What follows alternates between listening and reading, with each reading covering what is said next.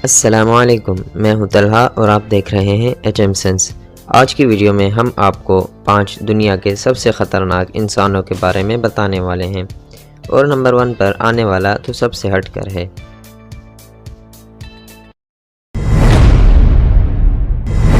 Can شیمروک۔ Can پیدائشی طور پر ایک لڑاکا خاندان سے تعلق رکھتے تھے۔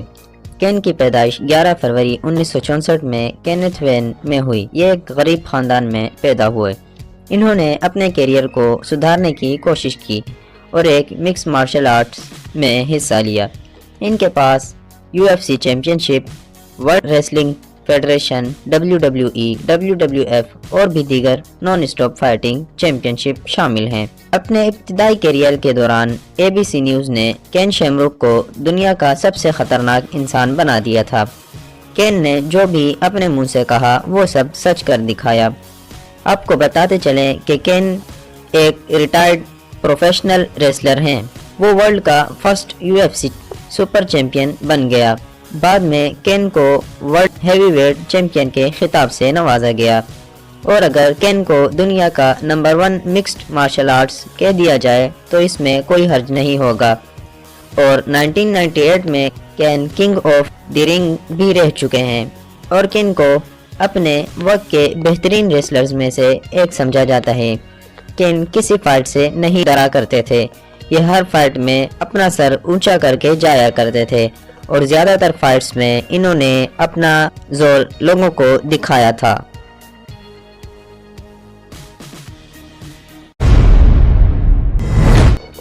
ستوشی ناکاموٹو۔ ستوشی کے نام سے آپ سمجھ ہی گئے ہوں گے کہ ہم کس کے بارے میں بات کرنے والے ہیں۔ ستوشی ناکاموٹو ایک بہت بڑا امریکہ کا کاروباری انسان ہے۔ ستوشی ناکاموٹو 5 اپریل 1975 میں جاپان میں پیدا ہوئے۔ ستوشی نے بٹ کوائن کا آغاز کیا۔ ستوشی کے پاس بہت سارے سکے ہیں جو کہ ابھی تک خرچ نہیں ہوئے۔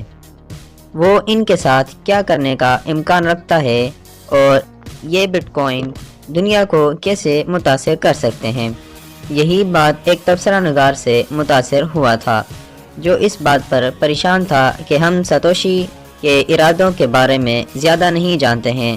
ستوشی نے کہا کہ یہ ذخیرہ اسے راستہ براستہ بہت زیادہ اثر و رسوخ دیتا ہے۔ ستوشی کے پاس یقیناً بہت زیادہ فنڈز ہیں۔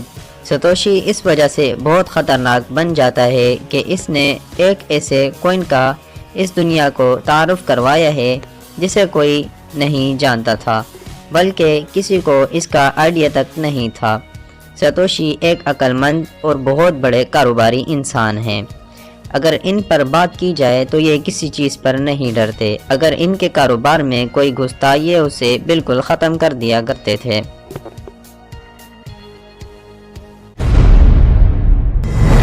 ان کا پورا نام ولیڈیمیر پوٹن ہے۔ پوٹن ایک انٹیلیجنس افسر اور سیاستدان ہے۔ پوٹن 7 اکتوبر 1952 میں روس میں پیدا ہوئے، جنہوں نے ایک صدر اور وزیر اعظم کے طور پر ملک میں خدمات سر انجام دی۔ پوٹن نے لینن گراڈ اسٹیٹ یونیورسٹی میں لاء کی اسٹڈی کمپلیٹ کی۔ ان کے ٹیوٹر اناتولی سوبچک تھے، جو بعد میں پیرسٹروکا کے معروف اصلاحی سیاستدانوں میں سے ایک تھے۔ پوٹن نے KGB کمیٹی ریاستی سلامتی کے لیے غیر ملکی انٹیلیجنس افسر کے طور پر 15 سال خدمات انجام دی۔ جرمنی کے ڈریسڈن میں 6 سال اور 1990 میں وہ لیفٹیننٹ کرنل کے عہدے کے ساتھ فعال KGB سروس سے ریٹائر ہوئے اور روس واپس آ گئے۔ روس میں آتے ہی انہوں نے اپنا ڈنڈا سیاست میں چمکایا اور وزیر اعظم نافذ ہو گئے۔ انہیں 21ویں صدی کا سب سے زیادہ با اثر رہنماؤں میں سے ایک کہا جاتا ہے۔ پوٹن نے اپنے ملک کو غیروں کی چالوں اور بڑی چالوں اور پڑوسی ممالک کے فوجی جارحیت کو قابو کیا ہے۔ کچھ اندازوں کے مطابق روسی ریاست 70% تک کنٹرول میں آ گئی۔ پوٹن نے 2008 میں جارجین پر حملہ کیا اور 2014 میں یوکرین پر۔ پوٹن ایک سمجھدار اور طاقتور انسان ثابت کیا جاتا ہے۔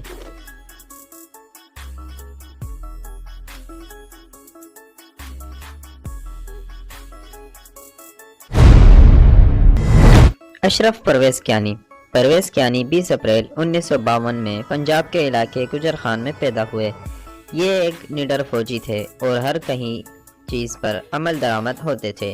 افضال خان لکھتے ہیں کہ پاکستان کی طاقتور فوج کا کنٹرول ایک پرانا جنگجو ہے۔ 2001 سے 2002 میں پاک بھارت جنگ کو روکنے کے لیے مشہور ہے۔ 8 سال تک جنرل پرویز مشرف اپنے فوجی افسران کو عوام کی نظروں سے اوجھل رکھتے ہوئے عالمی سطح پر اجارہ داری قائم کی۔ جب گزشتہ ہفتے انہوں نے گھبرا کر ایک خصوصی تقریب میں اپنے جانشین کو علامتی فوجی ڈنڈا سونپا تو دنیا اس شخص کے بارے میں بہت کم جانتی تھی، جو اب اپنے ملک کے سب سے بڑے عہدے پر فائز ہو گئے تھے۔ جبکہ 28 نومبر کو مشرف کی فوج سے علیحدگی میں رویلٹی کا ایک لمس تھا۔ اشرف کیانی نے باضابطہ طور پر اگلے دن ایک سادہ تقریب میں عہدہ سنبھالا اور فوری طور پر اپنے سرکاری کام کا آغاز کیا۔ ملازمت اختیار کرنے کے بعد وہ اکثر اپنے آدمیوں سے ملنے کے لیے تنازعات والے علاقوں کا سفر کرتا تھا، جو کہ بڑی تعداد میں لڑ اور مر رہے تھے، لیکن ایک شیر کی طرح انہوں نے بھی ملک کے لاقانونیت والے قبائلی علاقوں میں مسلح گروہوں کے خطرے کا مقابلہ کرنے کے لیے جدوجہد کی۔ 2009 میں پاکستانی طالبان کے ایک گروہ نے شمالی سوات پر اپنا کنٹرول سنبھال لیا تھا۔ اس کے جواب میں کیانی نے اپنے کیریئر کا متعین فوجی آپریشن شروع کیا۔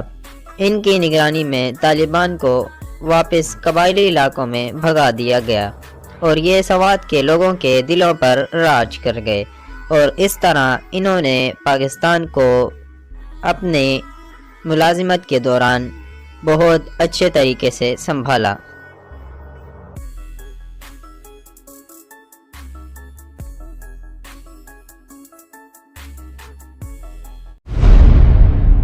کم جونگ ان، کافی لوگوں کو سمجھ آ ہی گئی ہوگی کہ ہم کس ظالم کے بارے میں بات کرنے والے ہیں۔ کم جونگ ان 8 جنوری 1984 میں نارتھ کوریا میں پیدا ہوئے۔ کم جونگ کے والد پولیٹیکل پارٹی کے ایک بہت بڑے عہدیدار تھے جن کا نام کم جونگ il تھا۔ ان کی جگہ کوریا کے رہنما کے طور پر آئے۔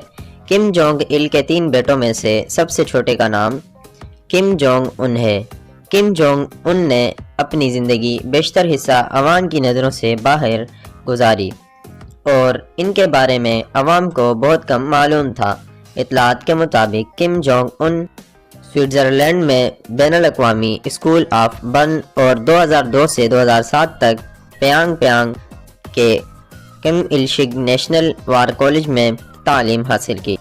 کم جونگ نے یا تو کورین ورکرز پارٹی KWP کے لیے کام کیا یا تو فوج کے جنرل پولیٹیکل بیورو میں۔ دونوں ادارے سرکاری اہلکاروں کی نگرانی میں ملوث تھے۔ کم نے نارتھ کوریا میں ہالی ووڈ مووی پر جرم قائم کر دیا ہے اور اس پر 5 سال کی قید لاحق کر دی ہے۔ نارتھ کوریا میں ہر رات بجلی نہیں آتی ہے کیونکہ کم ہمیشہ میزائل ٹیسٹنگ کرتا رہتا ہے اور اسے جو بھی پیسہ ملتا ہے یہ اسے میزائل ٹیسٹنگ میں ویسٹ کر دیتا ہے۔ نارتھ کوریا میں اپنا لیٹرین تھیلی میں لے جانا پڑتا ہے کیونکہ کم لیٹرین سے فرٹیلائزر بناتا ہے۔ 98% واٹر اور 2% یوریا ہوتا ہے اور اس میں نائٹروجن بھی شامل ہوتا ہے جو کہ کھیتی کے لیے سب سے بڑی سورس ہے، اور یہ قانون کم نے 2008 میں قائم کیا۔ 17 دسمبر 2011 کو کم کے فادر کم جونگ il کی ڈیتھ ہوئی تھی، جس کی وجہ سے کم نے ہر سال 11 دن کے لیے مورننگ لاگو کر دیا۔ کم نے ان 11 دن کے لیے ہنسنے پر، شاپنگ کرنے پر اور شراب پینے پر بینڈ لگا دیا تھا۔ اگر آپ یہ 3 چیزیں کرتے پکڑے گئے تو آپ کو کئی سالوں کی سزا ہو سکتی ہے، یہاں تک کہ آپ کو پھانسی کی سزا بھی ہو سکتی ہے۔ کم نے نارتھ کوریا میں قانون پیدا کیا ہے بچوں کو زیادہ سے زیادہ پیدا کریں۔ نارتھ کوریا میں برتھ کنٹرول کوئی نہیں ہے اور اگر ماں باپ بچوں کو نہیں پال سکتے تو گورنمنٹ پیسے دیتی ہے۔ نارتھ کوریا میں نشہ کرنے پر کوئی جرم نہیں ہے، بلکہ وہاں لوگ ایک سے ایک ہیوی نشہ کرتے ہیں۔ नॉर्थ कोरिया में स्मार्टफोन बिल्कुल मना है। वहाँ के लोगों ने आज तक स्मार्टफोन नहीं देखा। बाहर से लोग आते हैं तो इनको भी इंटरनेट की सहूलत नहीं मिलती। वीक के हर संडे हर शख्स को नॉर्थ कोरिया में लेबर डे सेलिब्रेट करना होता है। इस दिन हर शख्स को खुद साफ सफाई करनी होती है और अपने हाथों से करनी होती है। कोई टूल इस्तेमाल नहीं कर सकते। अगर किसी को रोड्स भी साफ करने हो तो वो भी बिना टूल अपने हाथों से ही करते हैं। इसलिए किम को दुनिया के ख़तरनाक शख्स की लिस्ट में नंबर 1 पर रखा गया है।